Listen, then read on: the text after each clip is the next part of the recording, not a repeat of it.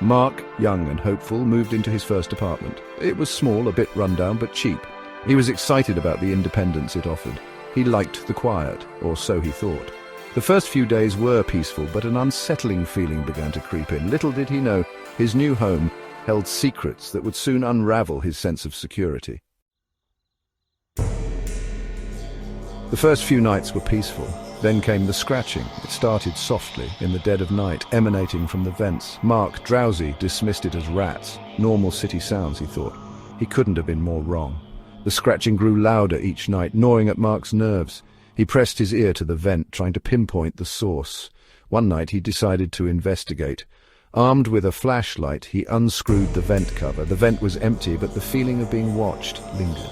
Sleepless nights followed, filled with an unshakable sense of dread. Mark knew something was terribly wrong. The scratching persisted, growing louder each night. Mark called an exterminator. No signs of rodents, the exterminator declared. Puzzled, the scratching continued, undeterred. Mark's unease grew. The exterminator's visit did little to ease Mark's mind. He checked every corner, every crevice, but found nothing. Mark tried to rationalize the sounds. Perhaps it was the wind or the house settling, but the noises grew more insistent, more deliberate. Desperation set in. Mark spent sleepless nights, flashlight in hand, searching for the source. His mind raced with possibilities, each more terrifying than the last. What was lurking in his vents?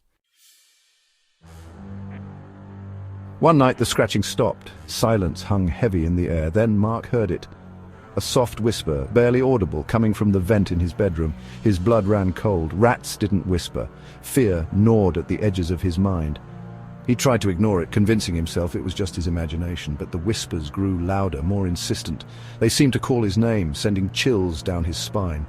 Mark covered his ears, but the whispers seeped through, relentless and haunting. He sat up in bed, heart pounding, eyes darting around the room. The fear was palpable, suffocating. The darkness seemed to close in, the whispers a constant reminder of something lurking just out of sight.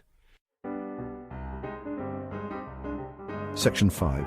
The vent cover moves. Driven by a chilling curiosity, Mark approached the vent. As he neared, the vent cover moved slightly as if pushed from the other side. Mark's breath hitched and he paused, his mind racing with possibilities. What could be behind that cover? His heart pounded in his chest. He took a deep breath, trying to steady himself. The house was silent, save for the faint creaking of the old wood beneath his feet. He knew someone or something was watching him from the darkness within. Mark's eyes widened as he saw a pair of eyes glinting in the dim light. He felt a cold shiver run down his spine. Summoning all his courage, he reached out with a trembling hand towards the vent cover, his fingers brushing against the cold metal. The feeling of being watched intensified, making his skin crawl. Section 6. A face in the vent. Mustering his courage, Mark grabbed a flashlight and slowly unscrewed the vent cover. His hands trembled as he worked, the metal screws clinking softly in the silence. He peered inside, shining the light into the darkness. The beam wavered as his heart pounded in his chest. Two eyes, gleaming with malice, stared back at him. Mark's breath caught in his throat, his mind racing to make sense of what he saw. A pale, gaunt face, twisted in a grotesque grin, filled the vent opening. He blinked, hoping it was a trick of the light, but the face remained unyielding and terrifying. Mark stumbled back, dropping the flashlight. It rolled away, casting erratic shadows on the walls, but the face in the vent stayed fixed in his mind. Section 7. Mark's disappearance. Mark screamed. He stumbled back, dropping the vent cover. The face vanished back into the darkness of the ventilation shaft. He scrambled back, fear paralyzing him. That was the last anyone saw of Mark. His apartment door hung open, the vent cover askew. The police were called immediately. They found no signs of struggle, but Mark was nowhere to be found. His friends and family were devastated. They put up missing person flyers and pleaded for information. The investigation continued for weeks, but no leads emerged.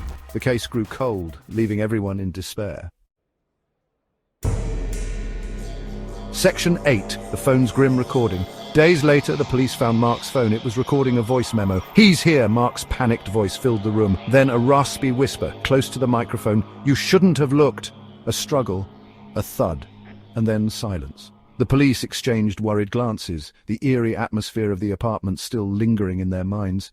The apartment was dimly lit, shadows danced on the walls, and a flickering light added to the unsettling vibe. The detective took notes, his face a mask of concentration, as he cautiously looked around the eerie apartment.